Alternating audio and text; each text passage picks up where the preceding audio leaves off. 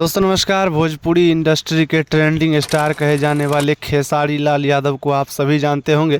दोस्तों खेसारी लाल यादव आज किसी भी परिचय का मोहताज नहीं है। पूरे इंडस्ट्री में, पूरे साउथ और समझ सकते हैं बॉलीवुड में तहलका मचाने वाले भोजपुरी सुपरस्टार खेसारी लाल यादव ने गाना लाया है राजा हमरा से। दोस्तों बता दें, गाने का लिंक आप लोगों को डिस्क्रिप्शन में मिल जाएगा, तो पहले जा कर के गाना सुनिए। दोस्तों बता दें, बहुत ही भौकाली और हाई लेवल का गाना, साउथ में आज तक ऐसा गाना नहीं बना था, ना ही बॉलीवुड में बना, जो कि भोजपुरी में खेसारी लाल यादव ने भाई साहब शिल्पी राज के साथ में गा करके बना दिया है राजा हमरा से। दोस्तों बता दें, इस गाना को लिखे हैं कृष्णा बेदर्दी और बहुत ही अच्छा कंपनी, जी हाँ दोस्तों बहुत ही अच्छा कंपनी आराध्या फिल्म्स के माध्यम से ये गाना रिलीज मतलब किया गया है और ग्लोबल म्यूजिक जंक्शन इनका डिजिटल पार्टनर है।